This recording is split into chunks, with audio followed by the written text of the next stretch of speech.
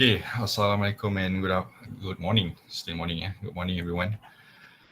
So for today, we are going to discuss the topic of long-term financing.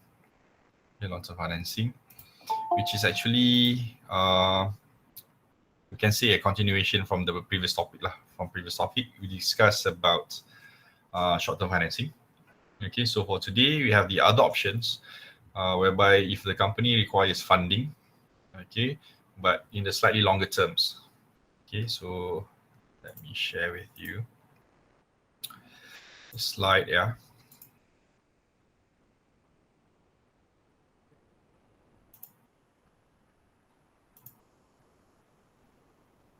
Okay. So for topic number 9, this is about long-term financing. And if you recall, when we talked about short-term financing before, it was about any financing which not more than 1 year, okay, which is less than 12 months, okay. But for long-term financing, this is actually terms for anything more than 1 year, okay, anything more than 1 year. So again, we're going to discuss the types that we have, okay, the types that we have.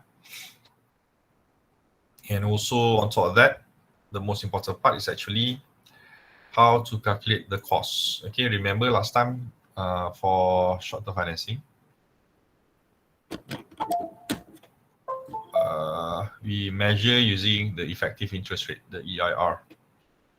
Okay, but for today, the long-term financing, the cost, okay, we are going to use the symbol K, okay, which refers to the cost. So for every types of long-term financing, we're gonna measure the cost of each one, okay, with the symbol K.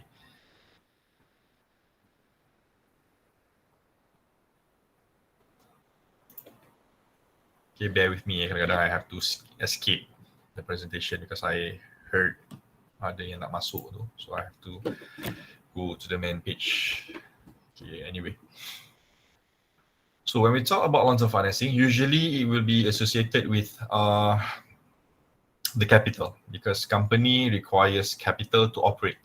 Okay, and sometimes they need additional capital, especially if we are talking about expansion, ataupun when they requires to acquire new assets, for example. So it's important to have capital for the productions. Okay, so to support this activity, to raising funds, to raise capital, they need to have a proper financing, meaning they need to allocate ataupun they need to identify which types of financing suitable for their operations. Okay, because every types of financing will have different risks, obviously, and different return. Not talking about return here, but we are talking about the rate of return that you need to pay to the investor, basically. Okay, because when we talk about financing from a company, kita ada 3 options. Okay, ataupun sebenarnya ada banyak, but we're going to focus only on 3. Just imagine like this. This is your balance sheet, yeah. This is your assets. Okay, your assets. So capital ataupun new machines, katakan you nak beli for your production, for example, requires funding sometimes. Okay, so you need to decide which financing you want to use, either to use debt or to use equity. Okay, so here, as you can recall, in your balance sheet, kita ada assets on one side.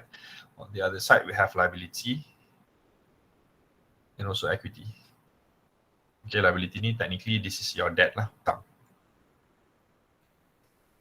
So you need to choose in order to support your expansion of assets here. Okay, you want to use debt or you want to use equity. Okay, and possibly you can use both actually if you want to raise funds. Some using debt, some using equity, right? But you need to choose at the end of the day which is considered the best financing for you from that point of view or from equity point of view. So obviously there's a pros and cons lah to use debt versus equity and vice versa. Okay, and this is really, really important, especially when it involves large capital expenditure, because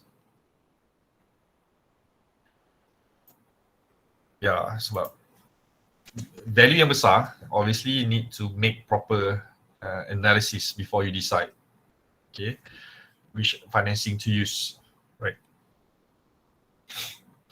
And the cost here,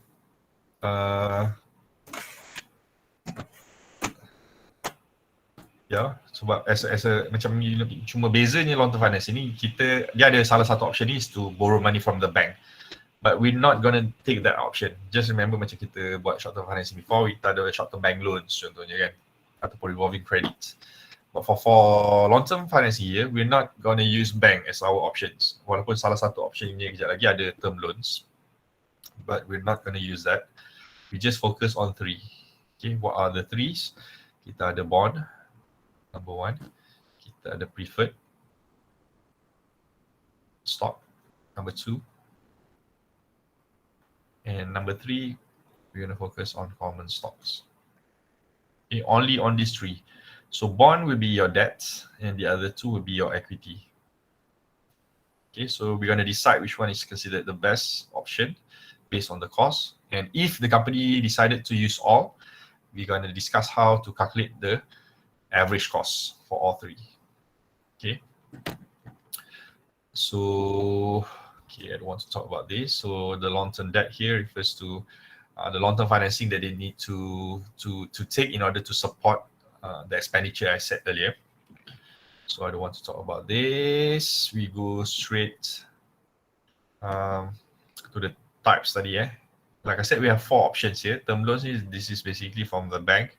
And the other 3 ni tak guna bank. This is all from external parties. This is basically from investor. Okay, from investor. Bonds is debt. And these 2 are equity. Cakap tadi kan, equity. Technically term loan ni pun debt jugalah sebab kita berhutang dengan bank. But we're not talking about term loans today. Okay, we go straight to bond kejap lagi. Next preferred, and lastly common stocks. Right. So for term loans ni, nanti kalau nak you baca, it's just a loan dengan bank ataupun any other sources. Insurance company ni, I tak sure boleh ke tak. Ada sometimes dia bagi loans kot maybe, I don't know. But most of the time it comes from the banks lah. Okay, but we're not talking about this. Sebab the calculation, it's quite straightforward. We're not looking at this one.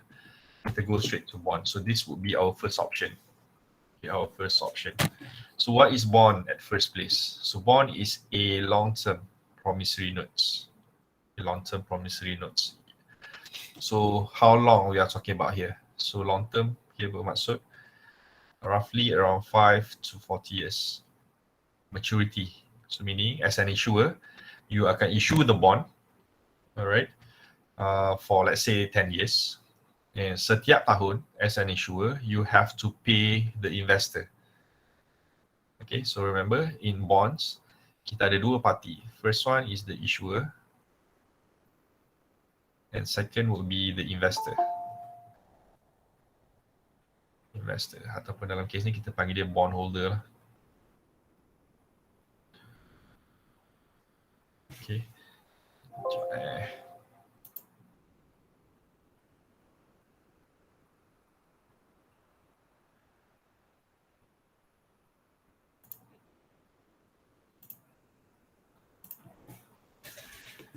Okay, so the issuer, this starts off with the issuer. Issuer perlukan funding. They need the money. Okay, remember the long-term finance ini comes from the company, and the company needs money for whatever reason, for expansion, for purchasing new assets, like I said tadi kan. So they need money. Okay, they need funds. So one of the way is by issuing bond. What is bond? Bond is a long-term promissory notes. So this is basically certificate. Okay, just a piece of paper.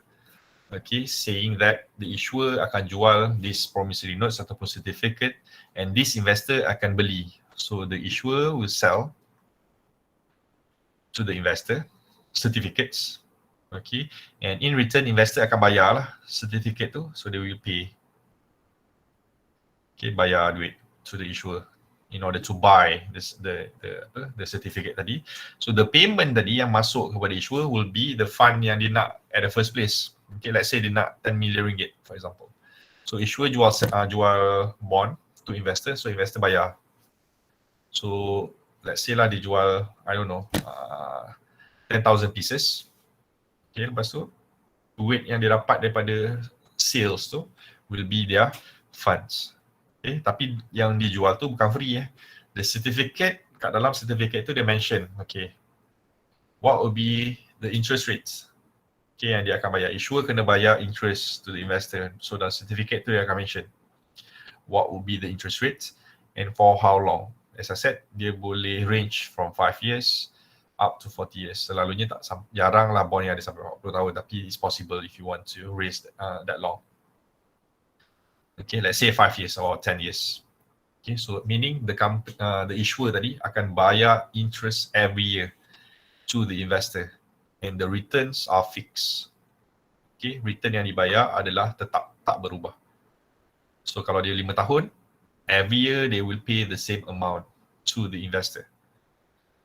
Okay, so the bondholder tadi considered the creditor sebab dia yang bagi pinjam kan, and they have priority of claims in terms of the income and assets. So maksudnya kat sini dari segi priority kita ada tadi ada 3 cakap kan. Tak payahlah, jauh sangat. Kita ada bond, preferred dengan common stocks, right? So bondholders will be the highest order in terms of receiving the income. So meaning dari segi payment, bondholders will have the highest priority. Dia adalah penerima pertama any payment from the company. Right, later on I will show you in terms of the punya from income statement lah, I show you how it works. Next, for these bonds to work, they need to have a proper contract. Okay, the contract is called indenture. So indenture ni refers to the contract agreement, and basically in the indenture dia akan spell out lah what will be the terms and condition. Okay, terms and condition termasuklah dari segi berapa rate of return dia, how long it will mature, what are the roles and responsibilities of the issuer and also both the investor. And in order to make sure these terms and conditions of indenture met by both parties, kita ada orang tengah.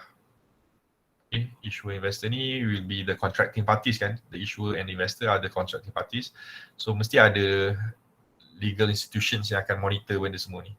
So obviously we have Securities Commission, SC, as the governor for these capital market instruments.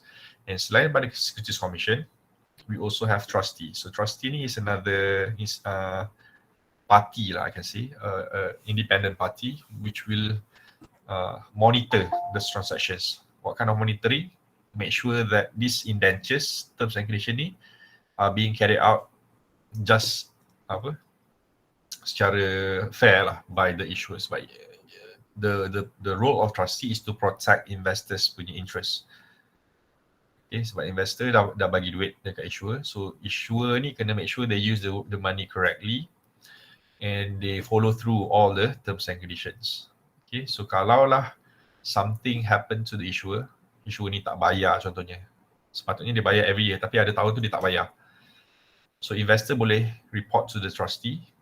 Okay, and trustee ni akan take action lah, sebab trustee ni pemegang amanah kan, so they hold all the assets related to these transactions. Okay, so dia boleh take action lah against the issuer.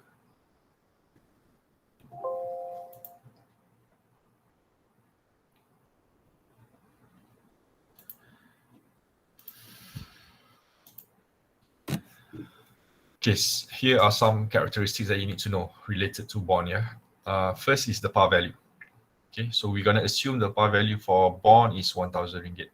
So maknanya kat sini, one piece of bond ataupun one certificate equivalent to 1,000 ringgit.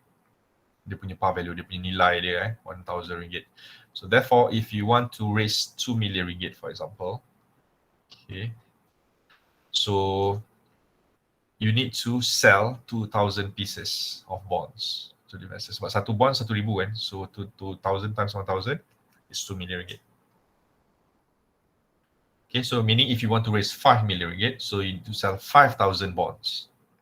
Okay. And investor ni bukan bermaksud satu investor boleh beli satu. It all depends on the investor. Okay, so all depends on the investor. So kalau dia nak invest RM10,000, dia belilah 10 pieces. Kalau nak beli 10,000 and so on lah, you multiply lah the values. Okay. Cuma selalunya bonds ni, jarang individual can tap into the market. Okay, because bonds, okay, especially melibatkan government, sebab I lupa nak mention tadi, bond ni bukan sahaja di-issue oleh corporations, they might be issued by the government as well. So, untuk government bond, okay, selalunya either government link companies, GLCs, ataupun even the banks like to purchase government bond. So that's why bila ada je issuance of bond, especially government, dia akan sold out very fast. Sebab companies like to invest in bond. Sebab apa? Sebab return dia fix. Return dia fix, and satu lagi, risiko dia considered lower as compared to the two lagi yang tadi preferred dengan common stocks.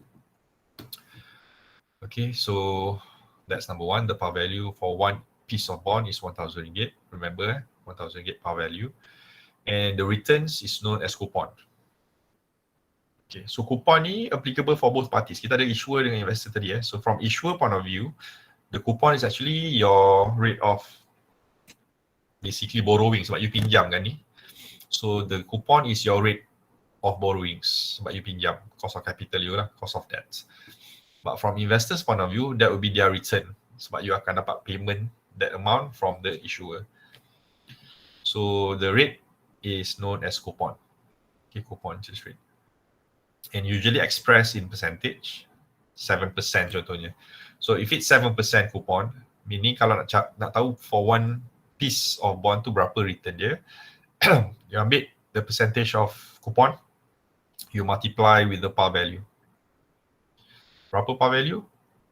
RM1,000 kita tadi par value RM1,000. So kalau ada 7% contohnya, so 7% of 1,000. So 7% of 1,000 is RM70. So that's your coupon interest rate, RM70 for one piece kalau you beli.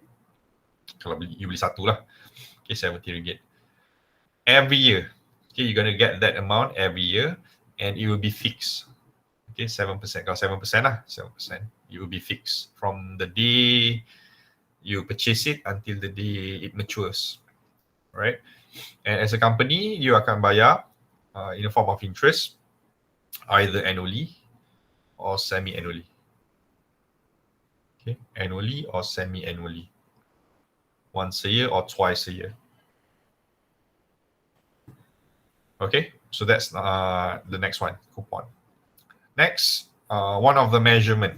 Okay, remember kita ada dua parties tadi issuer and also investor. So both parties can use this measurement, YTM, yield to maturity. What is YTM? YTM is the rate of the bondholders would earn. Okay, bondholders apa? Bondholders, the investor tadi. These are investors. These are the rates that the bondholders will receive.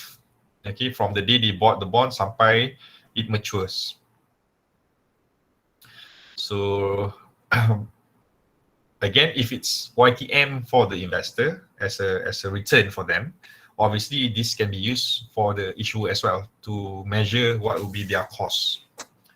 So later on, kita akan guna YTM ni as our measurement to calculate our cost later, right? Nanti I show you the formula later.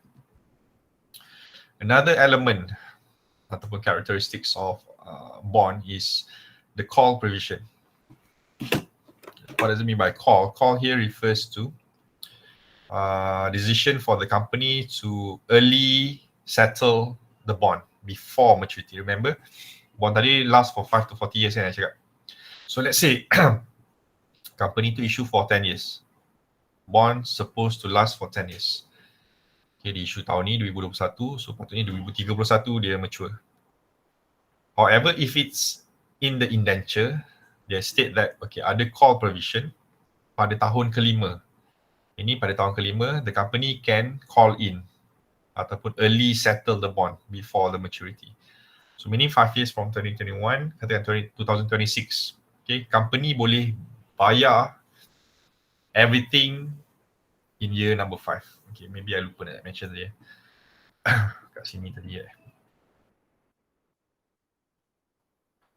Okay, I cerita tadi, when they issue the bond, they gonna sell ataupun they will give certificate to investor, and in return, the payment investor made will be their fund. So every year issuer akan bayar coupon, interest.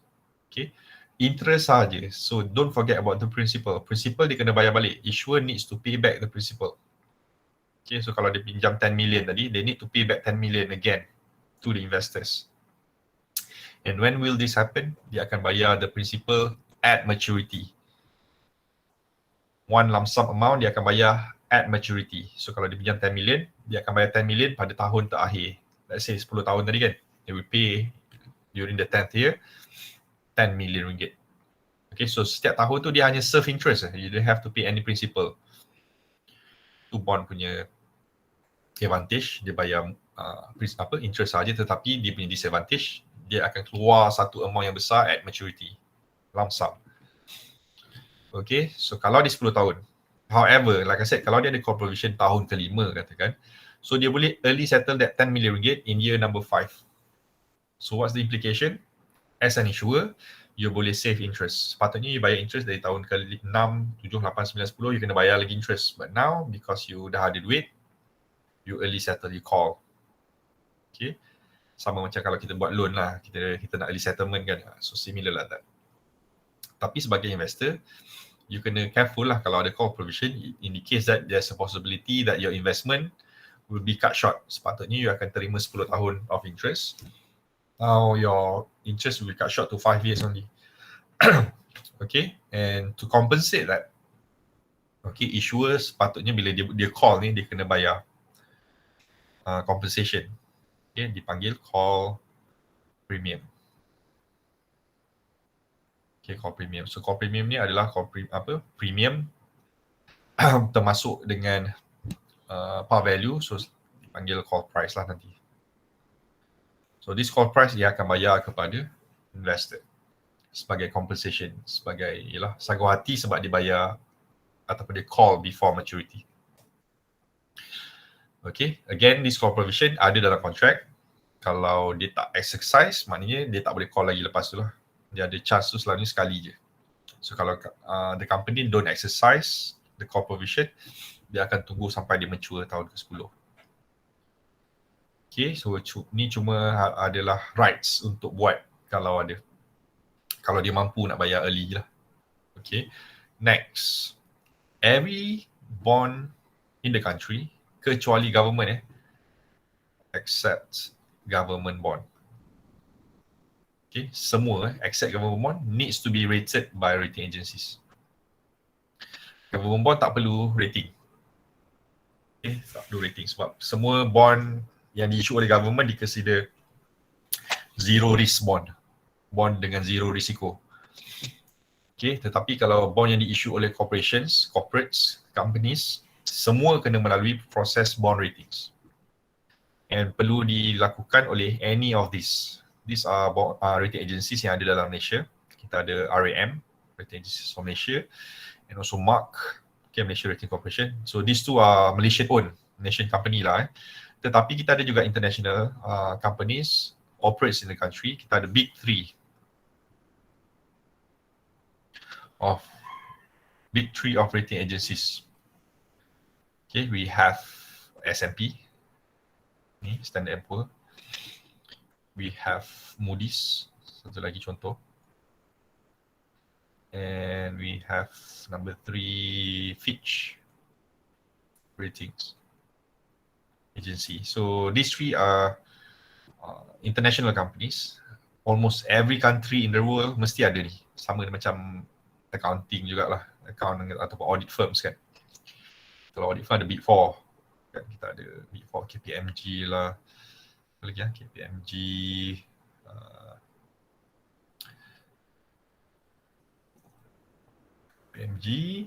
Deloitte, EY, and Young. Apa satu lagi PwC, PricewaterhouseCoopers contohnya. So to Big 4 untuk accounting atau audit firm kan. So kalau rating agencies kita ada big 3, S&P, Standard & Poor's, Moody's and Fitch.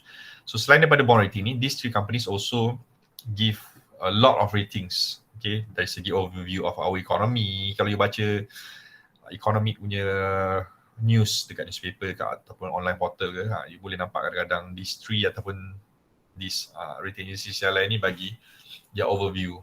Okay, dia bagi ratings dekat economy of the country, okay, overview of the banks. Okay, there's overview daripada segi ni lah, bonds contohnya.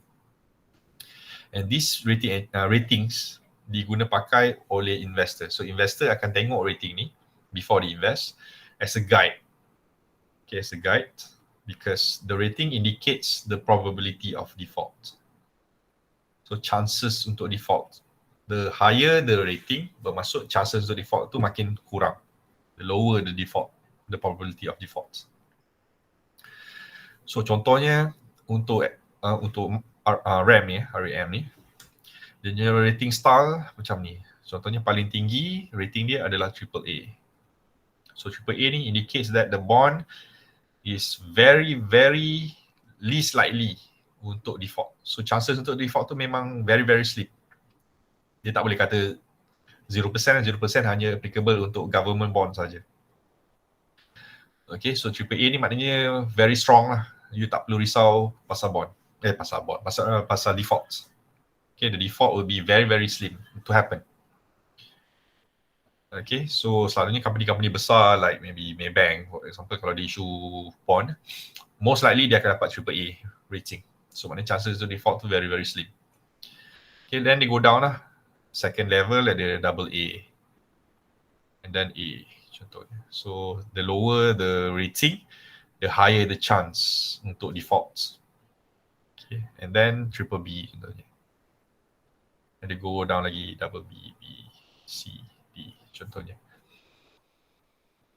So D ni maksudnya yang paling teruk lah. D ni default dah. Maknanya kalau bond tu dah default, dia akan diletak label D. So jangan invest lah obviously. Okay. So these are contoh the scale of ratings.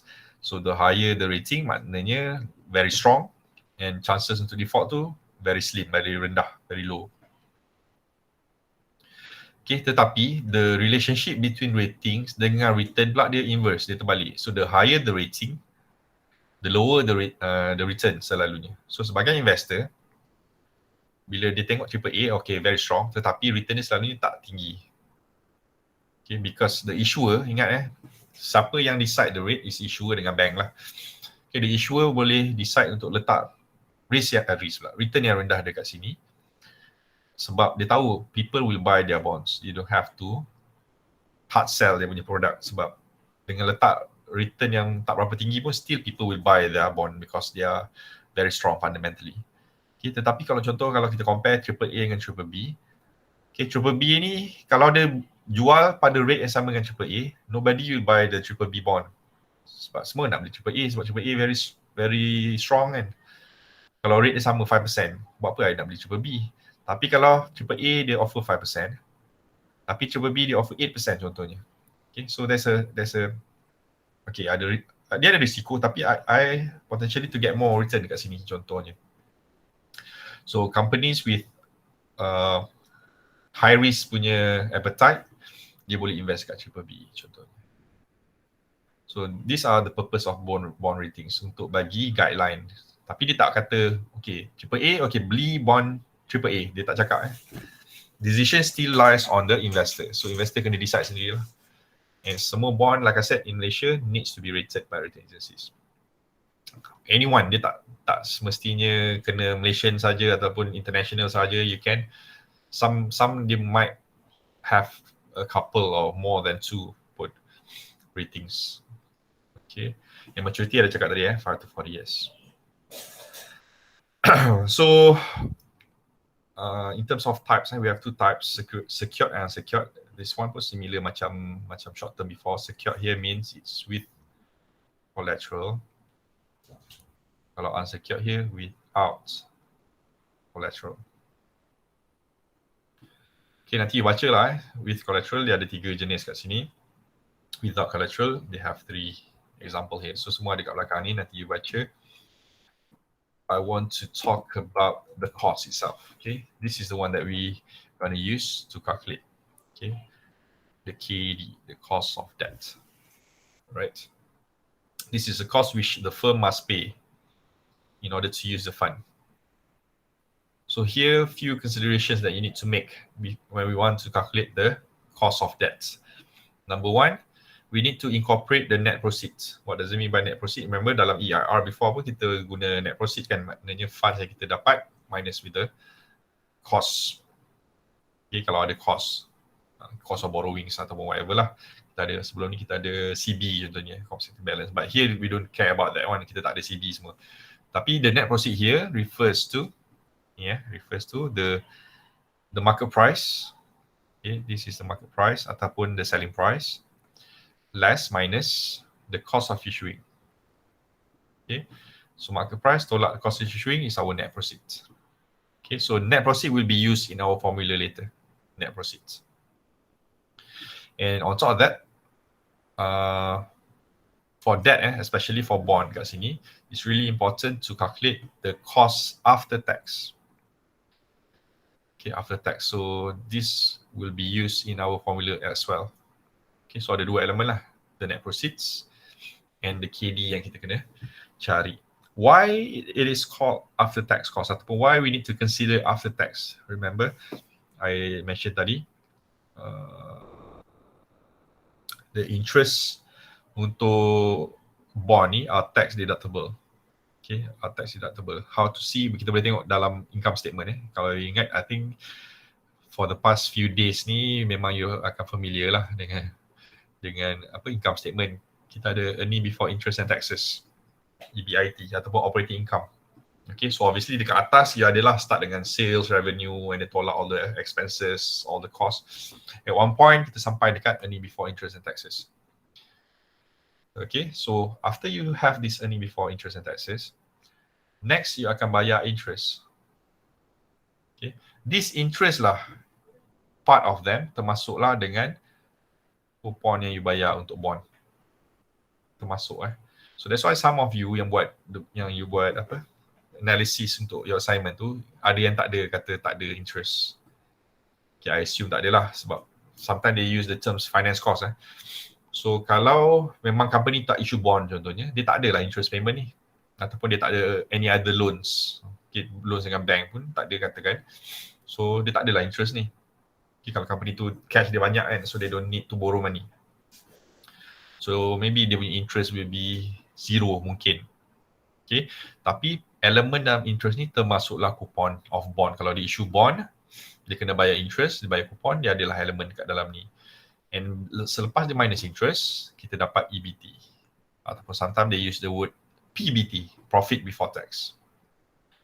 Okay, and this PBT lah yang akan dikenakan tax. Okay, bukan EBIT sebab interest ni we need to deduct first, barulah kita calculate untuk tax. Okay, because like I said, interest payment termasuklah kupon ni are tax deductible, tak termasuk tax, dikecualikan daripada cukai.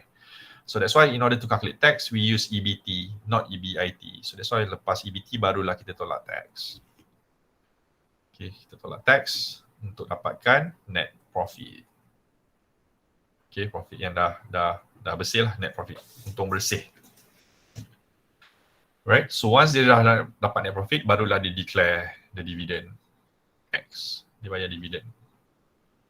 And dividend ni akan dibayar pada preferred and also common stockholders. Okay, see the sequence tadi saya cakap kupon ni adalah for bondholders. So that's why dari segi priority, bond ni dapat pertama. Bear with me sekejap Mana tadi? Priority ni kan, as a priority of claims.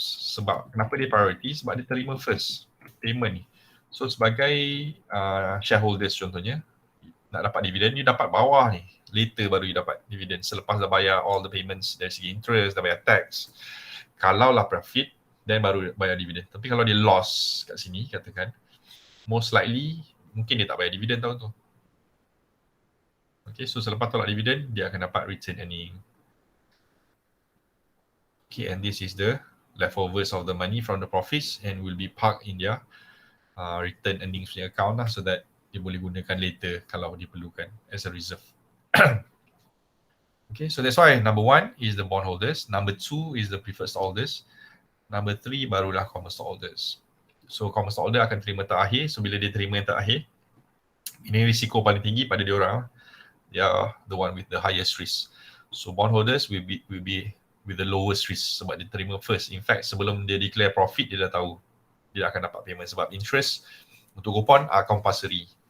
Okay, dia kena bayar regardless company tu kalau dah profit before tax, dia pun dia dah rugi sebenarnya. Dia dapat loss before tax, katakan. Still they have to pay this interest. Dia kena serve that interest. Dia tak boleh skip. Okay. Tapi dividend, kalau dia rugi tahun tu, dia boleh skip dividend payments. Anyway, that's why again, we have the tax untuk cost untuk tax, cost untuk debt ni selepas tax. Sebab apa? Sebab the interest for coupon is tax deductible. So that's why we need to calculate after tax punya cost. Right, so in order to calculate our KD ni, cost of debt ni, there are two ways actually. Okay, there are two ways. Tapi kita akan focus only on this method, the Ytm method. Remember tadi I cakap, yield to maturity. Is much simpler to calculate. Sebab the CF ni slightly longer to calculate. We need to use the time value of money punya konsep, which I tak ajar you lagi nak buat. Tapi bukan sebab tu I tak nak guna method ni. Sebab method dia terlalu panjang, slightly longer. Might as well we use Ytm sebab straightforward. Okay, so dalam ni dia tunjuk juga contoh macam mana buat DCF method. Tetapi like I said, I'm going to skip this sebab tengoklah ada rule of thumb, dia kena ada buat some interpolation and whatnot. So we're not going to use that. We're going to use the Ytm method. So untuk example ni, remember, we're going to use Ytm approach. Okay, with the Ytm approach. So the question states that, okay, this company, JJB Sports, plans to issue 1 million ringgit. So this is the principle. Okay, this is the principle. Dia nak pinjam 1 million ringgit worth of bond with a face value of 1,000. So remember, this is the par value. Okay, sometimes they use the word face value, sometimes they use the word par value. It's all the same. So 1,000 ringgit assumption there with the annual interest of 12%. So this is the coupon. Coupon rate there 12%. For how long? For 10 years. So this is the end. Maturity. And due to high interest rate, it can be sold for 950. So this is the market price ataupun the selling price, 950. With the issuance cost of 5%. Okay, so this is the issuance cost, 5%. Okay, for Ytm approach, dia formula ada kat belakang, dia punya formula. Tapi I'm going to write dia punya formula sekarang. This is the formula. So untuk cari the cost of debt, kita nak cari KD for cost of debt. So they involve two steps. Ada dua steps. Step yang pertama, kita kena cari Ytm sebab kita guna Ytm approach. So first we need to find the Ytm, the yield to maturity. And the formula for Ytm is the coupon rate, the coupon payment. C ni coupon payment, bukan rate. Coupon payment plus, okay, I put a bracket kat sini, par value. Okay, par value berapa? Par value is always 1,000, so it's 1,000 ringgit minus, I letak in bracket, the proceed sebenarnya. We need to minus the proceed. So what is proceed? Bear with me. Tolak proceed. Proceed is issuing price, tolak cost of issuing. So it's market price, tolak flotation cost. Okay, so the one in the bracket is proceed. Okay, so the one in the bracket is proceeds actually. All right. The bracket. So we need to divide this by N. So what is N? N is maturity, how long it will mature, for how many years to mature. Okay, and we're going to divide this with par value juga plus proceed. Kita kena tambah dengan proceed. Tadi kita minus proceed, now we plus with proceed. Okay, divide by 2. Okay, so the one at the bottom here, the denominator, atas numerator, bawah denominator. So for the denominator, this is actually average price of par value dengan proceeds. Okay, market price tolak flotation cost. So ni adalah average dia. Sebab that's why kita bagi 2. So we complete this equation, kita akan dapat Ytm.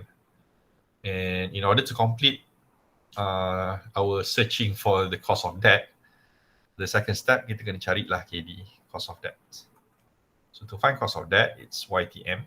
Sebab kita guna YTM approach, YTM darab 1 minus T. T is the tax rate. Okay, so these are the two steps that we need to do in order to find our cost of debt. Kita kena buat dua-dua ni. So based on this question, okay, kita boleh identify dah all the information. So the C is the coupon. Remember, coupon is expressed in percentage, tapi kita kena multiply dengan par value. Par value dia adalah RM1,000. So the coupon would be 12% darab dengan RM1,000. Always 1,000. Okay, RM120. So C nanti adalah RM120. Plus with the par value. Par value adalah RM1,000, always 1,000. Minus the market price. Market price kita adalah 950. And our flotation cost. Flotation cost kita adalah 5%. So 5% of what? So 5%, kalau dia tak mention macam ni, dia kata with issuing cost of 5%. So this 5% kita akan ambil daripada RM1,000. So meaning 5% darab RM1,000. Which is RM50. Okay. But sometimes, okay, soalan boleh cakap, with the issuance cost of 5% from the market price. Okay, kalau lah dia kata 5% of market price, kita kena darab yang dalam bracket ni market price. Okay, kalau dia tak mention, kita akan assume is RM1,000. Tapi kalau dia specify based on market price, katakan, you jangan darab dengan RM1,000. You kena darab dengan market price itself. Okay, but for this question, kita akan assume dia based on RM1,000 lah, RM50. So once we have this information, kita bolehlah solve this equation. Sebab kita perlukan 4 item je sebenarnya. The coupon, okay, the rate darab dengan 1,000. Par value ni memang always 1,000.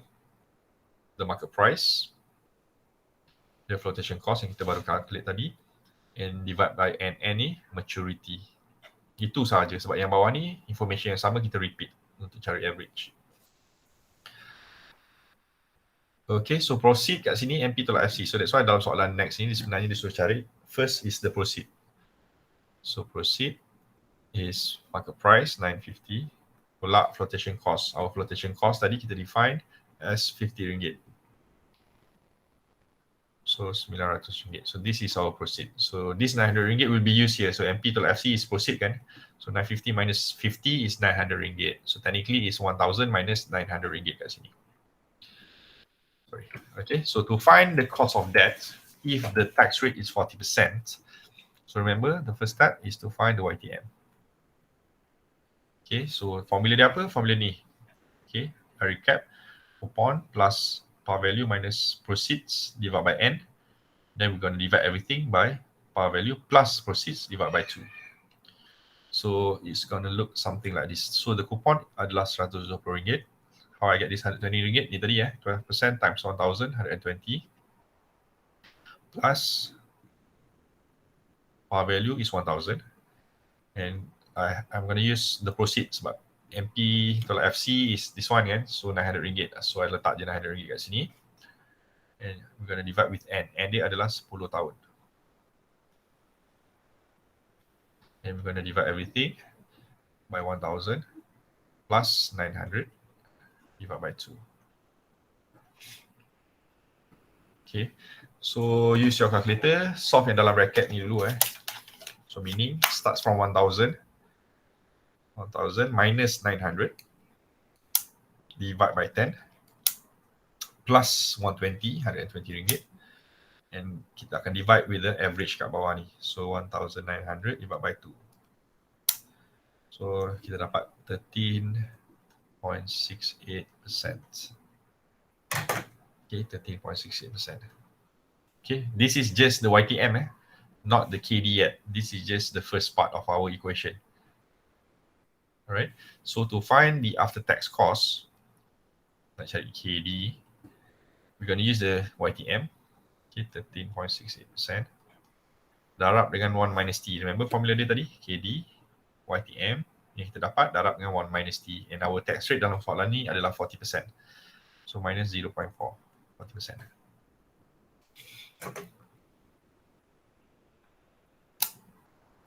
So it will be 8.21%. Okay, 8.21%. And this is our after tax cost of debt. So inilah final answer kita untuk cost of debt with the tax rate of 40% is 8.21%. Okay, boleh ke?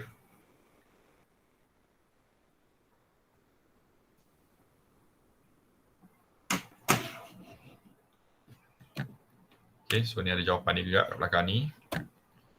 Ni kalau nak guna discounted cash flow, we don't use this method. Kalau you tengok, kalau nak buat discounted cash flow, kita kena assume, kita kena cari the rates, then kena buat interpolation, then baru dapat.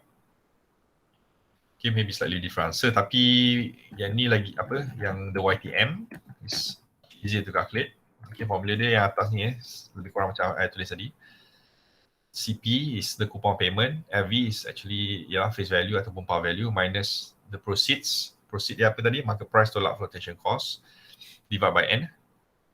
Then we divide everything with the average. Okay, par value dengan proceeds divide by 2. Okay, so you dapat ni lah, sama je jawapan dia tadi. And after tax will be 8.21%. Okay, let's try one question from the past year. Okay, untuk group yang tadi I guna December 2018. So kalau you tengok December 2018, you tengok video untuk group B tadi. You all group A kan. So for your group, kita buat June 2018. Okay. So, selalunya untuk ni, dekat soalan number 4, question number 4. Alright, so for question number 4, this company, Shower Corporation, has decided to venture into new product line. So maknanya dia nak invest in new product line. So dia perlukan 20 juta, 20 million worth of funds. Okay, so we have 3 major sources available. So kita baru buat bond, so kita tengok bond dulu lah. So for bond, dia nak issue for 10 years. Okay, with 15% rate. So this is our coupon at 950. So this is our market price with the 5% of par value. So dia punya flotation cost dia 5% of par value. So maknanya 5% dari 1000, which is RM50 lah. Okay, RM50 sama macam dalam soalan tadi. Current tax rate is 40%. Okay, this is our tax. Very simple, kita dah ada all the information, kita dah boleh calculate lah. So, boleh nampak kot So this is for June tadi question June 2018. Question 4A. Okay, for A So first option is bond. So nak cari bond, remember we have 2 steps. Step number 1 is to find the YTM, yield to maturity. So the coupon is 15%. So remember 50% darab 1000 is RM150. So C mesti dalam ringgit not in percent C ni must be in ringgit. Okay, so 15% times 1000 is RM150. And we're gonna add with par value 1000 and the proceeds. So proceed dia adalah flotation, dia punya price is 950, sama macam dalam soalan dalam my notes 950 and the flotation cost is RM50. So technically again similar like in the notes, the punya proceeds is actually RM900. So 950 is the market price, RM50 is the flotation cost. So 950 minus 50 is 900. So for the first part ni I letak 950 minus 50 macam ni. And we're gonna divide with N. N dia berapa tahun? N dia for 10 years. 10 years. So again, sama macam dalam nota tadi. Dalam slide tadi And then we're gonna divide everything by 1000 plus 900. I use 900 here, but this is the proceed 950 minus 50 is 900. Divide by 2. Okay, so lebih kurang sama macam dalam notes tadi, cuma beza dia tadi C dia berapa persen? C dia 12%. So dalam ni C dia adalah 15%. Okay. So 1000 minus 900 divide by 10 plus 150 divide by 1,900 divided by 2. Kita dapat 16.84%. Okay, 16.84%. So this is the yield to maturity, our first step. So second, find the KD. So it will be 16.84%, darab dengan 1 minus T, and our tax rate in the question again is 40%. 0.4.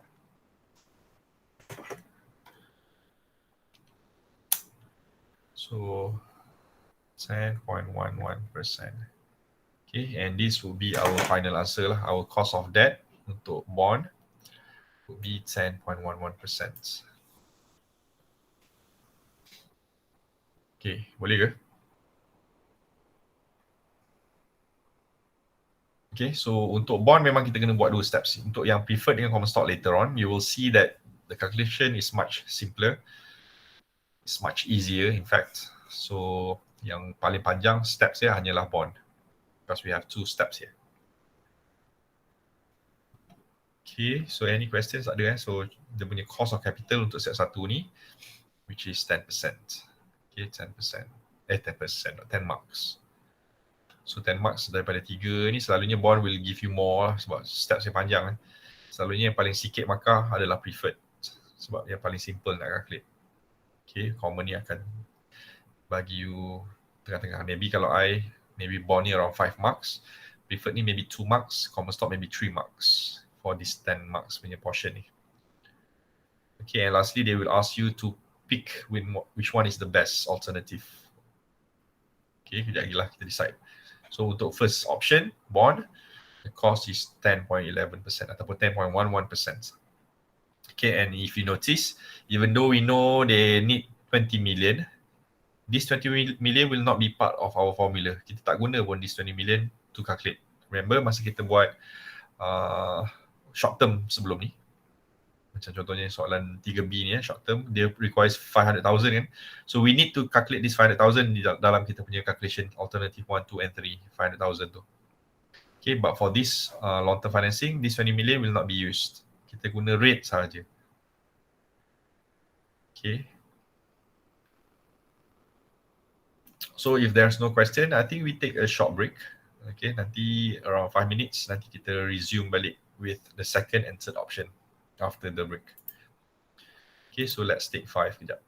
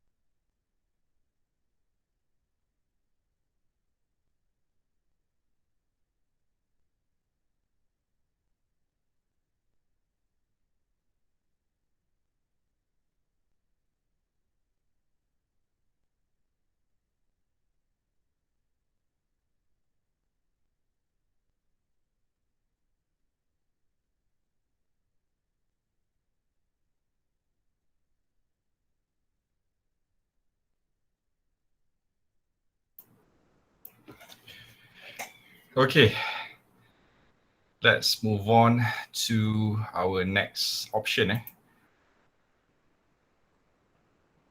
Okay, sekejap. So our second option selepas bond would be preferred.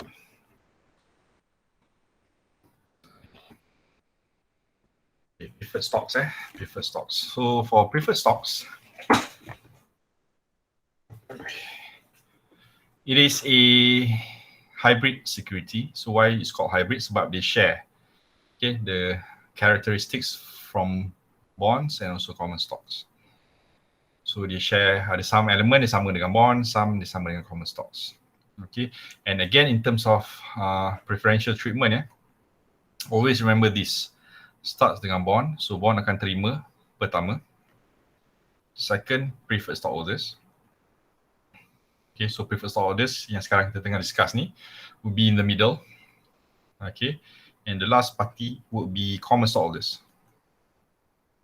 Okay, common stockholders akan terima yang terakhir. So that's why in terms of risk, okay, the earlier you get, obviously the less risk for you lah. So that's why for preferred, dia adalah considered less risky as compared to common stocks. However, they are slightly higher risk as compared to the bond. Because slight lah, is more risky to the bond. So again, if you remember tadi ada tunjukkan yang dia punya apa from the income statement tu, bond receive is much earlier as compared to preferred dengan common stock. So preferred stock ni akan terima just before common stocks. Sebab dia terima dividend. Remember these two, dia akan terima dividend.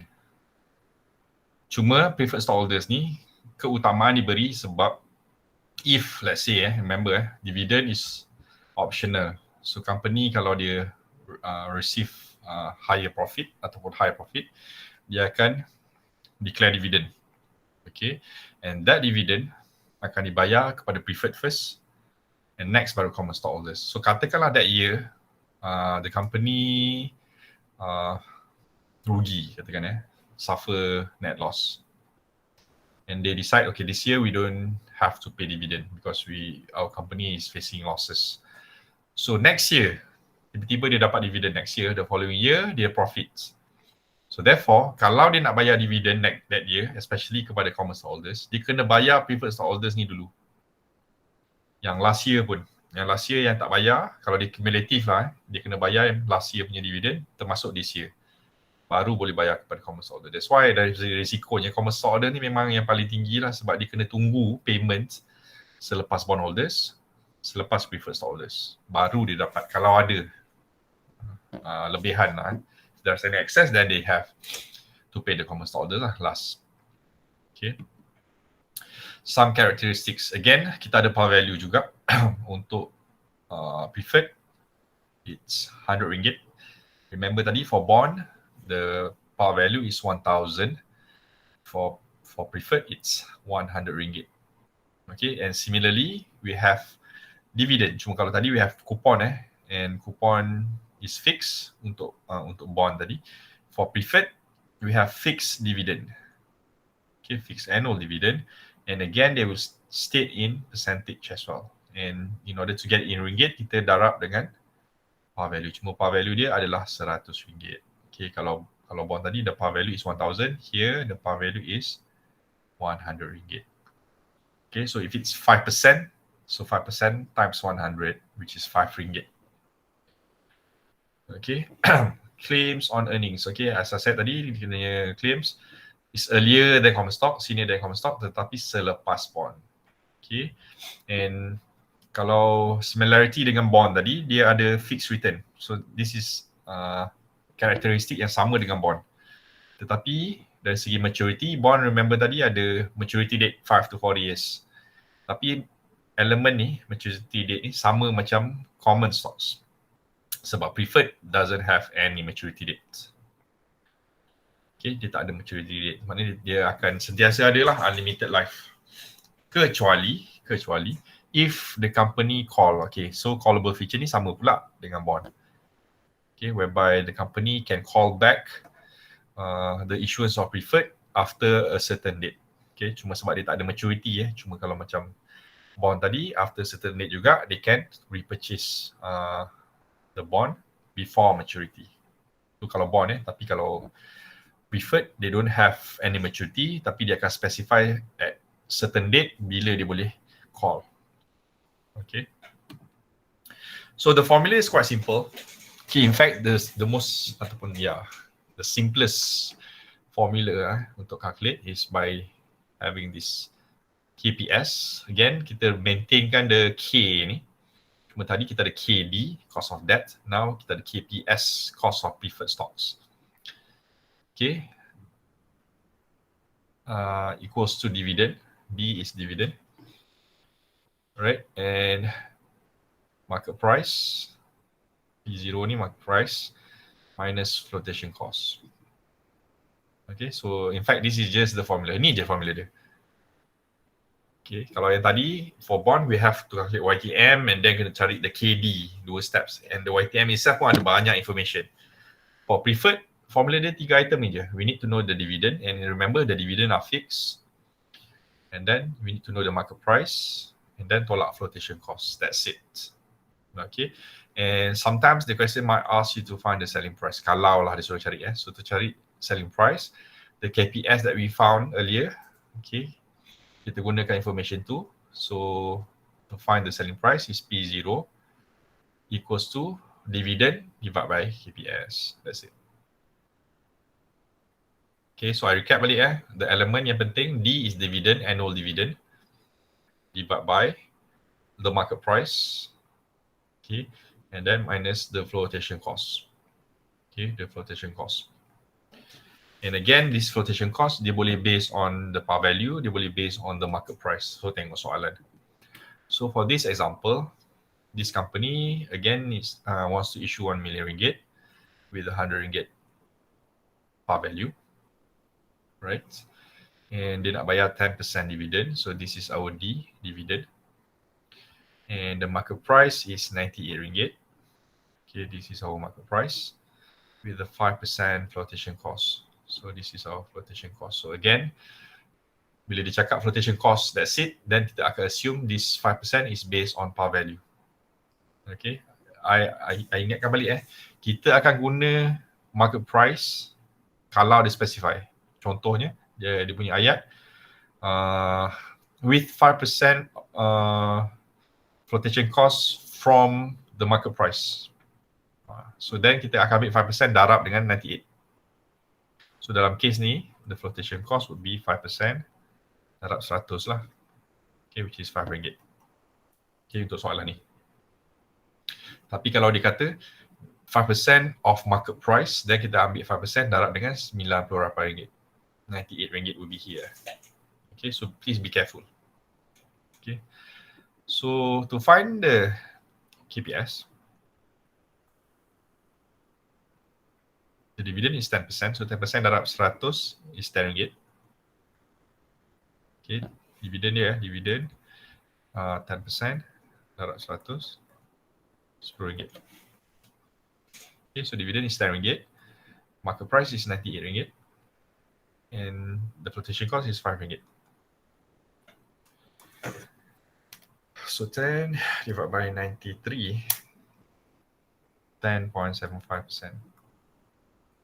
Okay, 10.75%. That's it. Ini je untuk cari the cost of preferred stocks. Okay, please beware, we will not use par value dekat bawah ni. Okay, don't put 100 ringgit here. It's always market price. So the market price again can be higher, can be lower. Can be higher or lower. So dalam case ni dia lower, 98 ringgit. Tolak the flotation cost. The flotation cost is 5%. 5% of par value untuk soalan ni. So it's 5 ringgit. So we get 10.75. Okay. They sort of check the selling price juga. They want to know the selling price. So P0 is dividend. Dividend is 10 ringgit. And divide with 10.75%.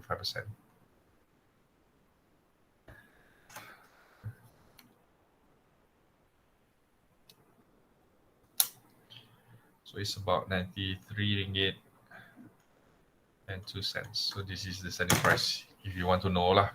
Okay, but most of the time they will not ask you this. Dia jarang lah ditanya. So the answer is here.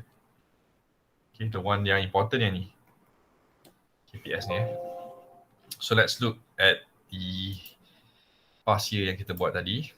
Question number 4. Besar dulu. Okay, so preferred stock is the second option. Dia punya dividend rate is 6.2%. So this is our dividend, 6.2% with the RM100 par value.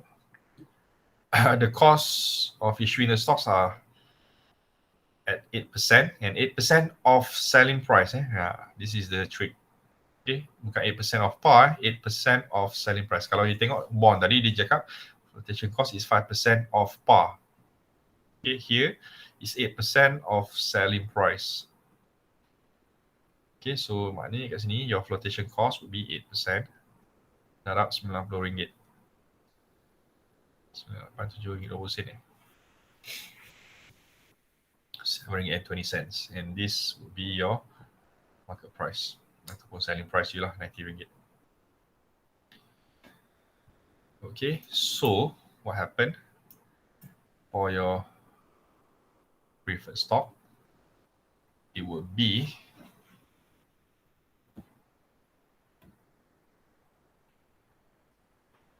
preferred stock. So KPS would be dividend 6.2%. So 6.2 times 100 is RM6.20. Okay, tak payah kira sebenarnya, memang RM6.20. The market price is RM90. And the flotation cost I dah define tadi RM7.20. So 8% of 90. So jangan guna 8% of 100, which is RM8. It's not RM8 sebab 8% of selling price. So kalau letak RM8 kat sini, salah lah. Okay, it must be based on flotation, based on the market price. So 720.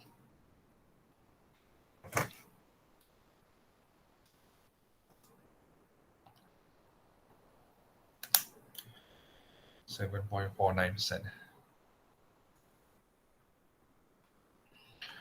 Okay, 7.49%. So untuk preferred ni, the only trick ataupun trap I can say that you cannot fall into is the flotation cost ni. Read carefully. The flotation cost ni based on par ataupun based on selling price. Okay, kena be careful yang itu je. Okay, and don't use par value sebab formula dia market price jangan guna 100 kat sini. It's always the selling price ataupun the market price. Okay, and remember the price ni dia boleh lagi tinggi ataupun lagi rendah. Sama macam bond tadi. Macam bond tadi, we know the par value is 1000 kan, tapi dia jual 950. Untuk preferred, we know the par value is 100 and the selling price is 90. Okay, and as you can see here, both cheaper than the par value. In fact, when we talk about price, tambahan lah, there are two possibilities. Okay, it can be at premium or it can be at discount. Okay, apa beza dia? Premium, the price is higher than par value. Okay, tapi kalau discount, dia lower than par value. So what does it mean? Macam contoh dulu soalan ni, they give the values exactly like selling at 950. So dia bagi that value RM950 ataupun RM90. Sometimes some questions dia bagi you dalam bentuk premium or discount ataupun dalam bentuk percentage. Okay, what does it mean? Contoh I just nak share dengan you. Contoh tadi I buat untuk soalan December 2018 ni Question number 4 juga. 4A juga in fact. Untuk bond ni contohnya, dia guna the terms 109%.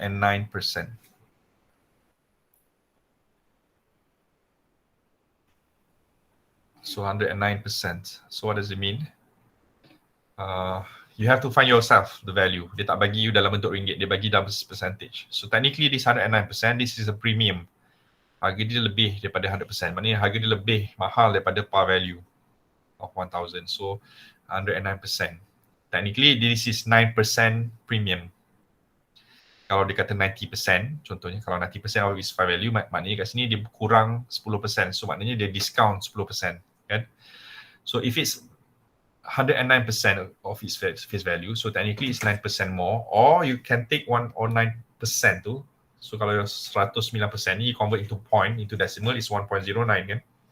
So 1.09 darab 1000 is 1090 ringgit. So technically the market price, okay, the selling price ni is 1090. Okay, how I know is 109% darab 1000. Ataupun if you want to read the premium tu, it's 9% premium, so 9% of 1000 is 90 ringgit extra. Okay, kalau dia discount, contohnya 90% katakanlah, if dia kata the selling price is for 90% of its face value, ataupun dia kata is at discount at certain percentage, katakanlah dia bukan 90% discount lah ni kalau discount dia akan kata at 10% discount. So macam you beli barang, kalau dia kata 10% discount, you tolaklah 10%. Kalau dia kata 90% of its value, maknanya 90% value 10% discount. Okay, so kalau 90% it will be 900 ringgit contohnya. So like I said, the price can be higher above the par value, or it can be lower below the par value. Okay, so the terms that they might use, they can use the word premium or discount. So jangan confuse pula tiba-tiba dia kata premium 10%. Premium 10% tu berapa? Macam mana nak kira lah? So premium 10% maksud dia harga dia lagi mahal 10%. Kalau dia kata discount 10%, so you know it's lower by 10% than the par value. Okay, kalau ada soalan macam tu. Okay, kalau you rajin buat pasir yang lain, kalau contoh dua ni tak adalah. Cuma ni dia guna 109%, so we know this 9% is the premium. Okay, kalau 90% we know the 10% is the discount. Okay, macam tu lah lebih kurang. Okay, so that's preferred. So the premium and discount ni applicable for both bond dengan preferred sebab both ada par value. Okay, bond is 1000, preferred is 100 ringgit. So kalau premium above the respective par values, discount pun samalah below the respective par values. Let's move on to, by the way, kalau ada soalan just tanya. Kita tinggal yang terakhir ni, option yang ketiga, the common stocks. Okay, the common stocks. Okay. This is the final option that we have. So recap, we have bond number 1, and then we have preferred number 2. And in terms of the sequence pun sama, bond and then preferred, and this would be the last one, the common stocks, the common equity. Okay, so this common equity represents ownership. So unlike the first two, kita ada bond dengan preferred earlier, both are considered outsiders. You are just investors from outside. You invest and then you dapat return. That's it. Tapi you bukan owner company tu. Okay. Kalau you nak di-consider sebagai owner of the company, you need to invest in common stocks. Okay, because only common stock represent ownership. Alright. So ownership position depends on the amount common shares you hold. So as you all know, kalau you invest in stocks, in stock market, you can invest dalam lot basis. So one lot equivalent to 100 units. Okay, so the more units you hold, obviously the bigger position you have lah in the company. So kalau you ada sikit ataupun small numbers of investment ataupun portion dalam company tu, you tak boleh consider yourself as a shareholders yang besar lah, majority shareholders. So selalunya kalau you own majority of shareholders, barulah you akan take control of the company. Okay. So common holders are the real owners of the company, and obviously bila you owner of the company, the profit yang company to gain from that year punya activity is actually belongs to you. Tapi you tak boleh claim semua lah. Dia akan bayar to you in the form of dividend as well. They will pay you dividend.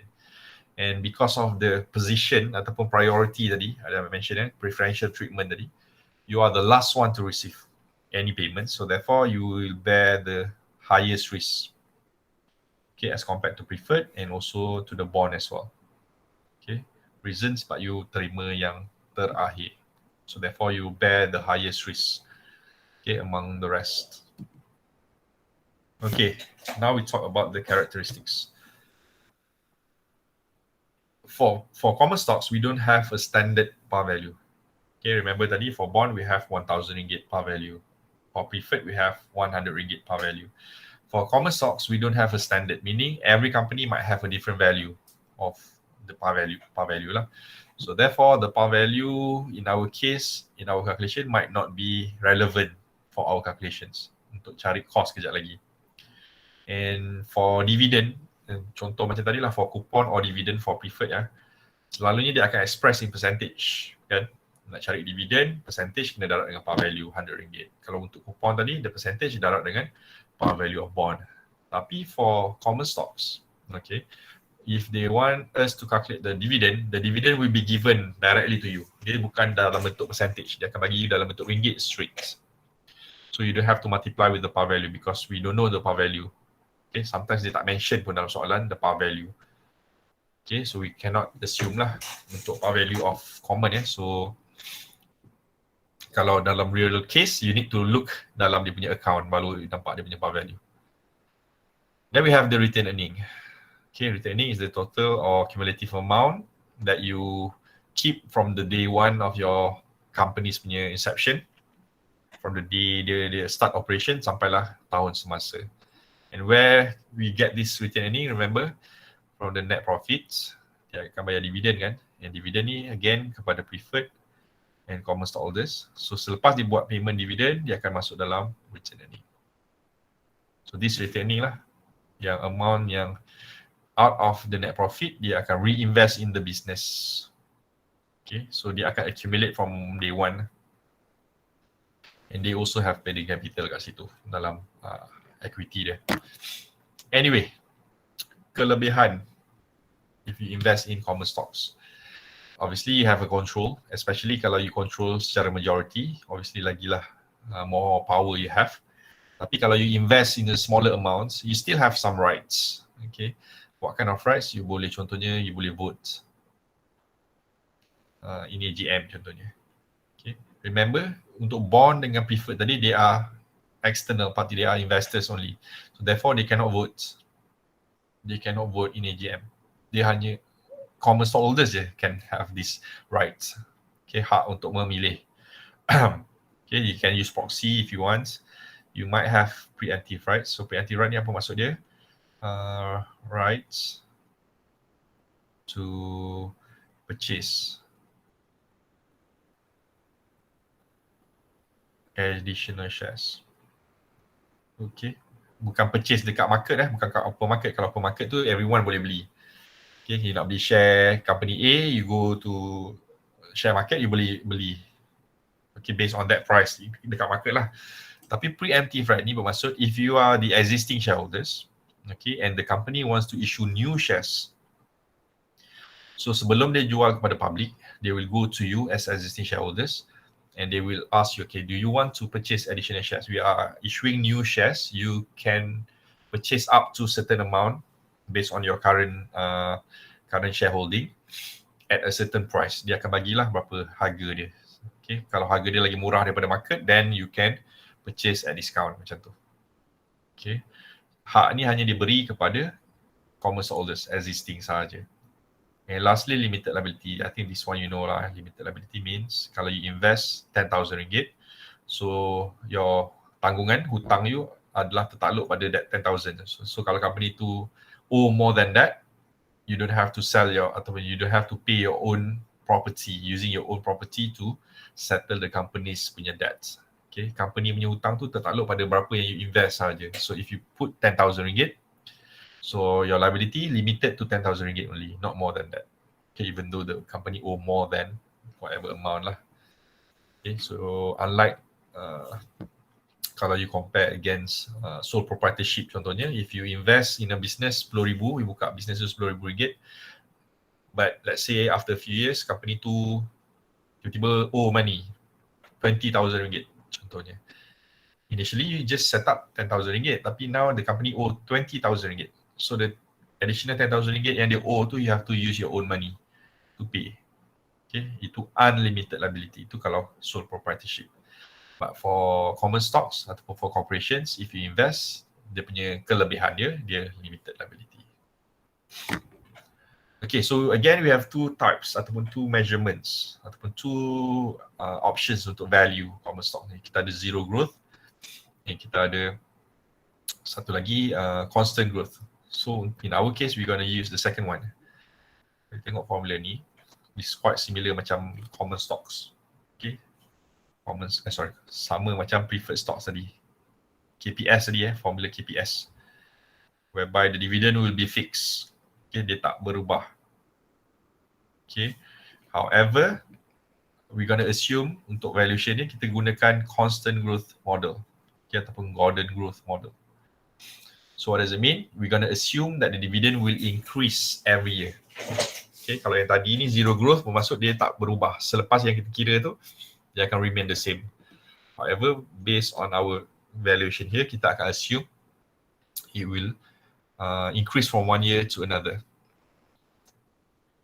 Okay, so the formula look like this.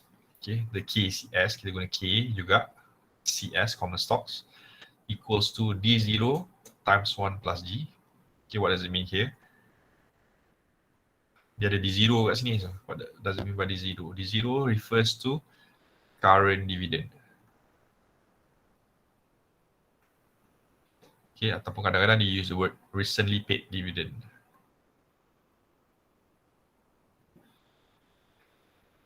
Okay, ataupun sometimes they use the word just paid.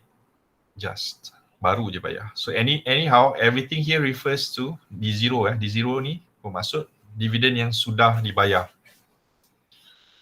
Okay, sudah dibayar, recently paid. Okay, just paid. Ataupun this year's dividend, tahun ni. Maknanya tahun ni dah bayar. Contohnya lah. Okay.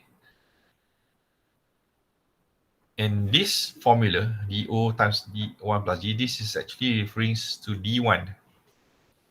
Okay, the whole formula here, DO, D0, darab 1 plus G, this is actually refers to D1. So what does it mean by D1? D1 here refers to next dividend. Okay, kadang-kadang they use the word next year's dividend. Ataupun they use the word expected dividend. Alright, so this is all refers to not yet paid lah. So basically this dividend adalah dividend yang belum dibayar, unpaid dividend. Right, so the formula is actually D1.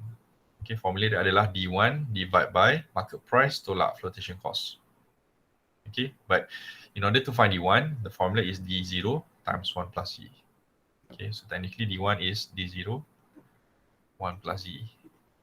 Okay, however, okay, the trick untuk, again bukan trick lah, the trap maybe untuk common stock is to see whether the dividend tu adakah dia beri D0 or D1. So you need to read the question carefully and identify whether the dividend given in the question, dia akan bagi you dividend dalam soalan direct berapa ringgit, but you need to identify whether it's current dividend or next year's dividend, expected dividend.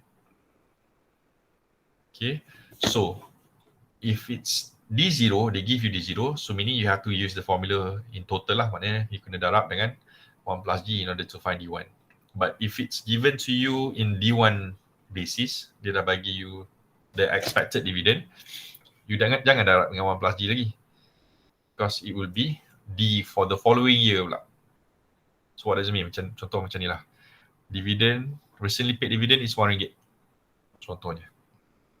Okay, company baru bayar dividend RM1. And dalam Golden Growth Model, we need to know the growth rate, the G. Remember ada formula G, kat dalam ni ada G, kat belakang ni pun ada G. What is G? G is the growth rates. And let's say lah the growth rate is 10%, katakan 10%. So meaning every year the dividend will grow by 10% every year. So meaning kalau D0 sekarang is RM1, so kalau next year D1, it will be RM1 darab dengan 1 plus G. Sebab formula dia 1 plus G kan. So G is 10%, so 1 plus 10% is 1.1. So 1.1 darab RM1 is RM1.10. Okay, so this is our D1. So dalam formula ni kita kena guna RM1.10, bukan RM1. Sebab RM1 is D0. Okay, so our D1 is RM1.10. So this is the formula lah, D0 times 1 plus G. Tapi kalau soalan tu dah bagi D1, meaning dia kata the RM1 ni is expected dividend. So tapi you assume dia D0, then you darab dengan 1 plus D. So technically, you are finding the following year pula. Sebab D1, kalau you darab dengan 1 plus D, you will become D2. Then you boleh carilah D3, D4, D5 kalau you nak. Okay, but we don't care about that one because kita hanya focus on D1 sahaja. Okay, so to find D1 again, I repeat, is either they give you D0 and then kita darab dengan 1 plus G, or if they give you D1 straight away, we use that. Kita ambil je figure tu letak kat sini. Don't use the whole formula sebab kalau you darab dengan 1 plus G, technically you are finding D2, which is not the formula sebab formula dia is actually D1 divided by market price tolak flotation cost. Okay, so the two here sama market price, flotation cost sama, and this is growth rate. Okay, G yang kita guna pakai dalam bracket ni, and also here. So meaning the one in the bracket kita solve everything, then we add with the growth rates to find our final cost of common stocks. Okay, so untuk common stock ni, the only thing yang you kena be careful is the dividend itself, whether it's current dividend ataupun expected dividend. Okay, okay, by the way, this one KRE ni tak payah tengok we don't use KRE. We just focus on KCS saja. So contohnya soalan ni. Okay, maybe ada some alteration to the question dengan apa yang you ada, but I'm going to use this one yang ada dalam my slide ni. The company is planning to issue a new common stock that incurs flotation cost of 5%. Okay, this is flotation 5%. And remember, when we talk about flotation cost for common stocks, kita tak ada par value. So therefore, this flotation cost, this 5% is always based on the market price. Sebab kita tak ada par value. So kita akan darab dengan market price RM5. So kalau nak kira flotation cost, it's 5%. Darab RM5. So it's about 25 cents kot kan? 25 cents. And ni I dah tukar I lupa nak update yang student punya copy I have recently paid. Okay, the company recently paid. So bila dia cakap recently paid, this is your D0. Okay, this is your D0, recently paid 20 cents. Okay, with the growth rate of 10%. So this is your G, growth rate. Market price RM5. Dan the rest ni kita tak gunalah sebab kita tak calculate KRE. Kita just focus on KCS. So what will be the KCS? So if you want to calculate the cost of common stocks, okay, since the dividend given is D0, so we need to times with 1 plus G. So the growth rate is 10% kan? So it's 1.1 by market price is RM5. Flotation cost is 20 cents. 25 cents. And we're gonna add everything here by the growth rate. Growth rate dia tadi berapa? 10%. 1. So 0.2 times 1.1 divided by 4.75 plus 10%. So it's 14.63%. Okay, 14.63%. So this is the cost of common stocks.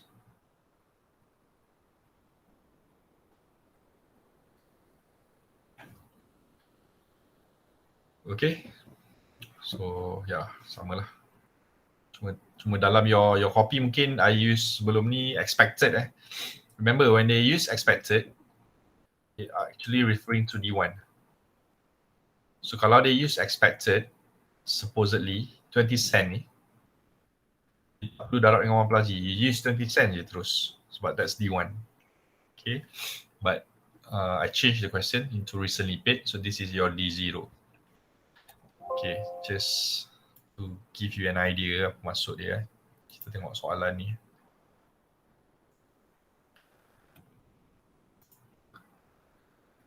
Okay, untuk soalan again June 2018 tadi untuk common stocks the firm's common stock is selling at RM40. Okay, this is your market price, RM40. Flotation cost is 3% of the selling price. So flotation cost will be 3% darab dengan RM40. 120 Okay, RM1.20. This is your flotation cost. And at present, the company's growth rate is 5%. So this is your G. And dividend just paid 180. So this is just paid. Again, bila dikata just paid, maknanya dah dibayar. This is your D0. Okay, so untuk soalan ni, it's D0, 180. So what would be our KCS? So for common stock,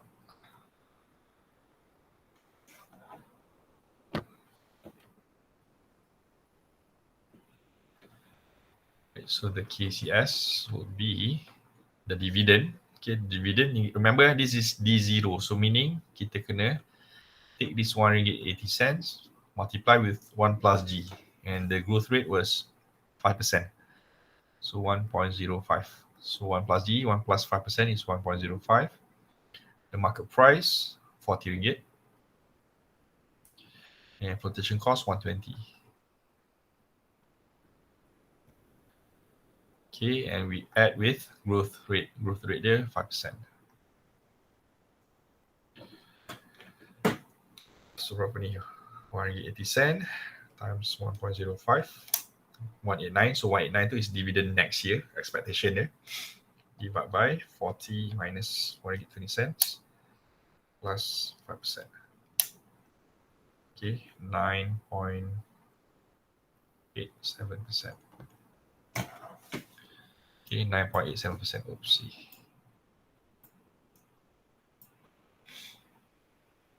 Okay, 9.87%. So this is the cost of common stocks for this company, Shawwal Corporation. So kalau dia nak issue common stocks, dia punya cost is 9.87%. Okay, so for the first part, kita dah calculate all three. Okay, calculate the cost of capital for each alternative. So all three kita dah calculate, so 10 marks. So next dia tanya justify the best alternative for Shawwal Corporation. So kalau dia nak suruh pilih the best, pilih satu katakan. Out of these three, kita akan pilih whichever lowest. So bond tadi is 10.11 after tax. Preferred is 7.49. And for common stock is 9.87%. So therefore, best alternative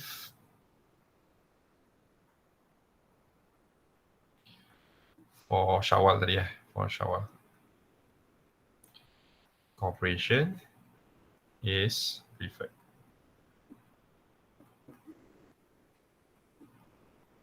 Why? Because it has the lowest rates. Itu je. Okay, justification dia very simple. Always, sama macam short term before, always refer to the lowest rate. Okay, the whole thing here, you mention preferred stocks, and you mention the reason why lowest rates will give you 2 marks. Okay, so the whole thing here yang you tengok ni tadi, this is your 12 marks tadi lah. Okay, from KD 10.11, 7.49, and also 9.87, and then we decide which one is the best alternative, which is preferred stock yang paling rendah 7.49%. Okay, I just nak share dengan you another question yang again kalau you nak tengok detail cara kira, you tengok dalam video satu lagi. Bila ataupun when is kita guna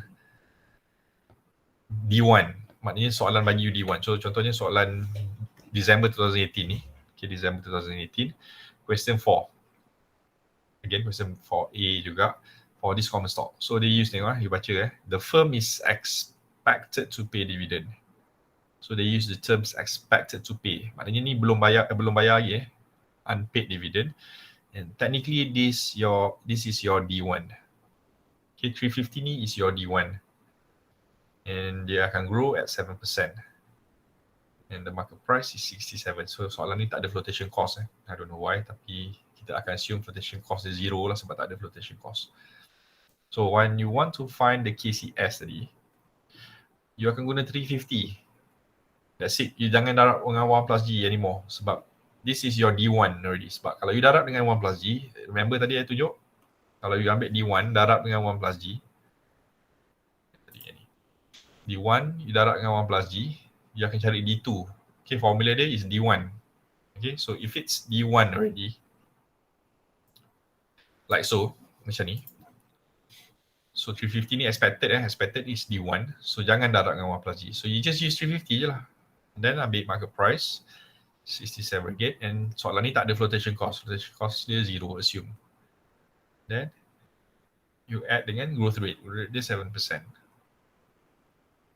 So dapatlah the Kps untuk soalan ni. Okay, so this 350 is the expected. Okay, expected dividend. So therefore this is our D1. So guna terus. Kalau contoh soalan yang kita buat ni tadi. Okay, just paid. Okay, this is yang sudah dibayar. Okay, so kalau dah bayar, this is your D0, kita kena darab dengan 1 plus G yang macam kita buat kat sini tadi lah. Darab dengan 1 plus G. Okay, so the keyword, tengok yang kat sini. The terms they use. Okay, currently, recently paid or just paid untuk D0. Kalau D1, they use the next dividend ataupun expected dividend. Okay, so the implication will be different lah. So be careful. Itu je kot untuk common stocks. Common stock. So don't have to worry about KRE. Kita tak calculate KRE. Assume kita akan guna all from external. RE ni kita guna duit kita sendiri ni, cost of return ni. Okay. But we just focus on external. Okay, so now you have the three options. So kalau ikut soalan tadi, if you look at the question just now, they ask you to choose the best. They want you to pick one, only one. Okay, just choose one. However, okay, sometimes company, okay, they don't want to alter their corporate capital structure. What does it mean by capital structure? Okay, contohnya macam ni. Again, kalau you ingat tadi saya tunjuk your assets kat sini, and you have liability, and you have equity kat sini. Contohnya so let's say you have assets of 100 million. 100 million. And you have, let's say, daripada 100 million ni, we know on the right hand side, it will be total of 100 million juga. Okay, katakanlah liability you 20 million kat sini. Okay, so obviously you know your equity will be 80 million lah kat sini. Okay, so technically, when you see this, we know that, sebab I guna figure yang senang nak kira kan. So your liability will be 20% and 80% comes from equity. Okay, so meaning if you decide to use debt sahaja, maknanya kalau you ada keperluan and then you decide to choose only one, maknanya guna bond saja contohnya, they will increase the bond punya portion tapi equity akan remain same. Contoh macam ni lah, company requires 20 million. Okay, the company needs 20 million ringgit. Okay, so maknanya dia perlukan sumbang pertambahan modal 20 million lagi untuk beli aset yang baru contohnya. So this asset will increase to 120 million. So 20 million will be invested kat dalam ni. So now this additional 20 million kena supported by any of these two. So kalau dia pilih satu, katakanlah dia pilih bond. Contohnya dia pilih bond sebab bond is the cheapest katakan. So the additional 20 million dia akan tambah dekat sini. Dia akan jadi 40 million. Yang sini akan remain at 80 jugalah sebab dia hanya gunakan bond sahaja contohnya. So what happen now? Kalau original tadi dia 20% kat sini. Sebab 20 of 100 is 20%, 80 by 100 is 80% kat sini. So bila ada pertambahan 20 million yang baru, the structure akan berubah. So contohnya 40 million kat sini So 40 million divided by 120. Dia dah naik kepada 33% kat sini. And here obviously daripada 80 dia akan drop lah. So about 67% kat sini. Okay, nampak tak implikasi dia? When they use only one, from 80% equity, dia dah turun 67% sebab dia dah gunakan hutang. Debt ni hutang kan. So hutang dia dah bertambah. So the level of debt from 20 now up to 33%. Okay, so for company, sometimes they don't want to take this approach. Dia tak nak alter dia punya capital structure. Okay, remember capital structure is the composition of the debt dengan equity. So sometimes they don't want to alter the original capital structure. So how to solve this scenario lah, macam mana nak make sure that the capital structure remain the same. So maknanya kalau dia nak 20 million, dia kena issue semua. Maksudnya 20 million, maknanya kalau original dia 20% kat sini, maknanya 20% of 20 million dia akan guna hutang, the rest dia akan guna equity. So maknanya kalau 20% of 20 million is about 4 million ringgit. So meaning instead of 20 million ni diguna semua dekat sini, so hanya additional 4 million je kat sini. So 4 million, maknanya kat sini akan jadi 24. So lagi 16 dia tambah dekat sini. So dia akan jadi 96. So bila 96 divided by 120, dia akan remain at 80%. And 24 million divided by 120, dia akan remain at 20%. Okay, so this is how they do if they want to maintain the capital structure. So kalau dia ambil semua, what will be the cost then? That's why kita ada weighted average ni. So kita akan puratakan cost dia. Tapi bila kita nak purata, kita tak bolehlah simply ambil cost. Ingat cost of capital ni yang kita calculate tadi, all the K's tadi. Kita ada K. Kita ada KD, kita ada KPS, kita ada KCS. Kan? So kita tak bolehlah ambil just KD, campur KPS, campur KCS, divide by 3.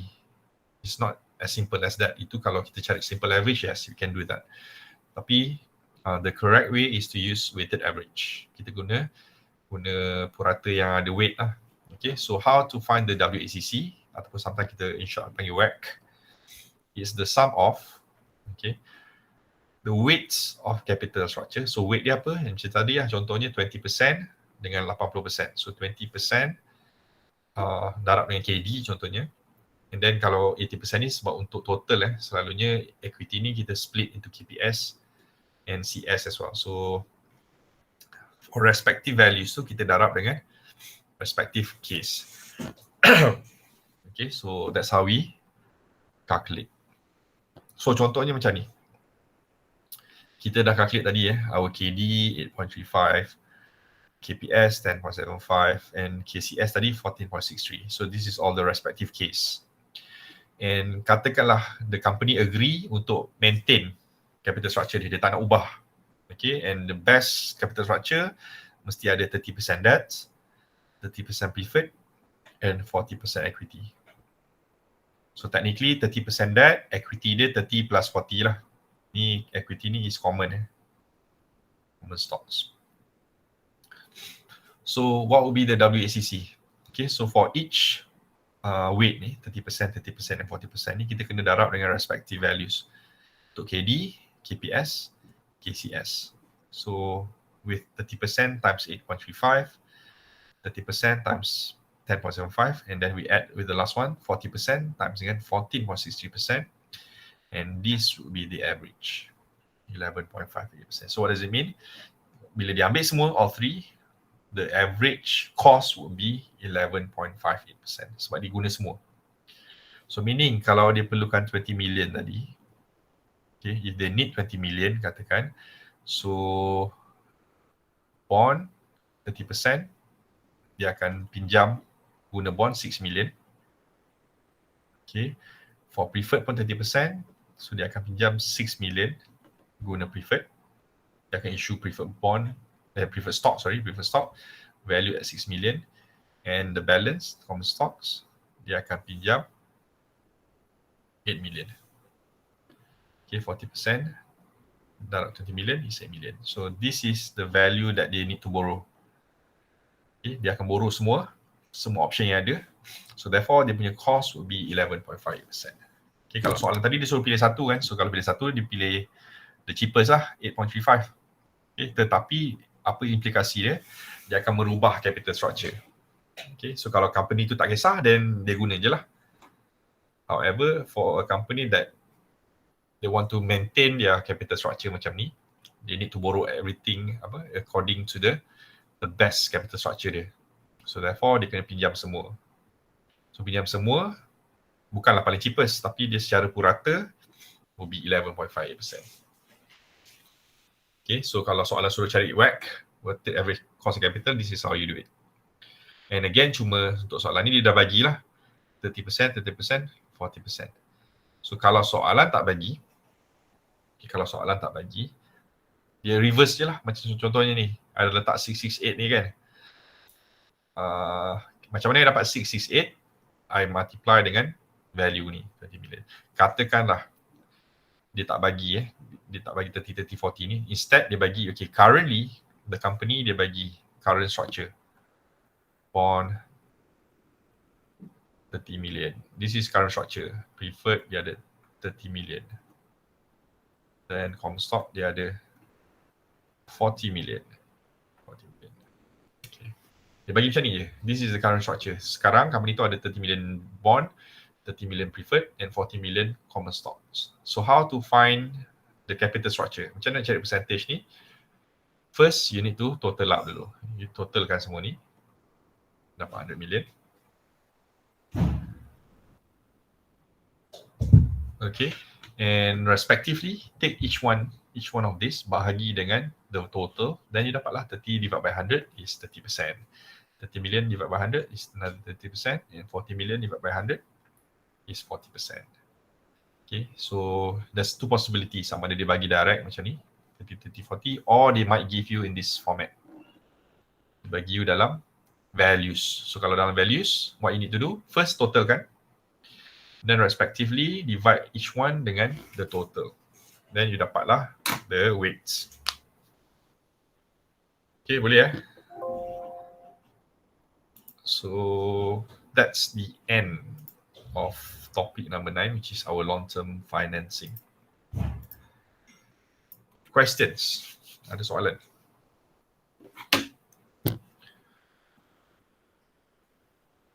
So reminder, I dah remind dalam group juga sebelum ni kan.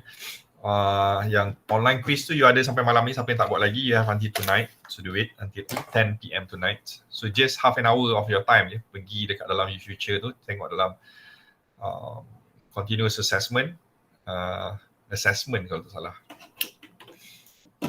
Continuous assessment, yes, assessment. So lepas tu you akan nampak online quiz June 2021. So spend 30 minutes je, sebab dia punya maximum 30 minutes. Kalau you boleh buat cepat, lagi bagus lah. Okay, maximum 30 minutes with 20 questions, multiple choice. Itu satu. And for next meeting, kita ada satu lagi meeting. It will be 2 weeks from now kan? Berapa lagi bulan 19 Julai. 19 Bulan kita? 11, okay. So 11 of July will be our final meeting. So 11 of July tu kita akan habiskan 2 chapter lagi lah. Kita ada time value of money. Itu akan buat dalam masa 20 minutes macam tu je. And we have capital budgeting. So once we have finished all topics, baru kita boleh buat our test number 2. Okay, for our second test, this is basically as a replacement. Sebab ingat this paper tak ada final exam. So technically our second test tu macam final exam kita lah. Okay, cuma bezanya for final exam ataupun final assessment, dia akan cover daripada mula sampai habis. Okay, but for our second test, kita akan cover topik yang tak masuk dalam any assessment je. So ini mana-mana topik yang dah masuk test, mana-mana topik yang kita dah buat assignment, tak masuk. So kalau tak salah,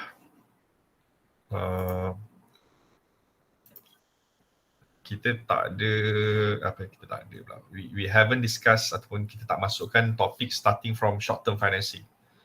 Okay, maknanya from short term financing sampai habis tak masuk lagi. So that topics je yang akan kita discuss ataupun kita akan buat for our second test. Okay, second test akan start daripada short term financing sampailah topik yang last. So that's why kita tak boleh buat the second test tu masa kita punya meeting yang 11 bulan tadi lah. Okay, so our second test kita akan buat selepas tu. So tentatively, maybe I buat 1 week after that lah. Okay, 1 week after 11 tu. So kalau 11 tu apa? 11, Sunday kan. So maybe kita boleh buat on the Sunday tu. Kalau you all tak ada kelas, I tak sure you ada kelas on the 18 tu ke tak.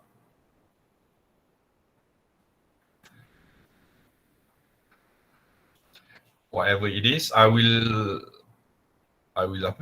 propose a date dalam group tu. Nanti you reply lah, tengok you all ada kelas tak on the 18 tu. So kita akan buat macam sebelum ni lah. Sebelum ni kita buat pagi kan. So we're gonna do the same thing. Atau kita buat petang. So tengoklah times availability of everyone. Sebab I akan buat same time untuk dua-dua group. Okay. So I think that's about it for today. Thank you very much. As always, saya cakap tadi kalau you nak tengok exercise untuk soalan yang lain, you can check video untuk group yang satu lagi, group B. Okay, untuk exercise yang December, I guna December 2018 tadi untuk group B, and you guys I use June 2018. So again, thank you very much. Inshallah, I'll see you guys on the 11th of July. Alright, Assalamualaikum and thank you. Thank you, Doctor. Assalamualaikum. Thank you, Doctor. Waalaikumsalam. Thank you, Doctor. Thank you, Doctor. Okay. Thank you, Doctor. Okay. Masya Allah. Thank you, Doctor.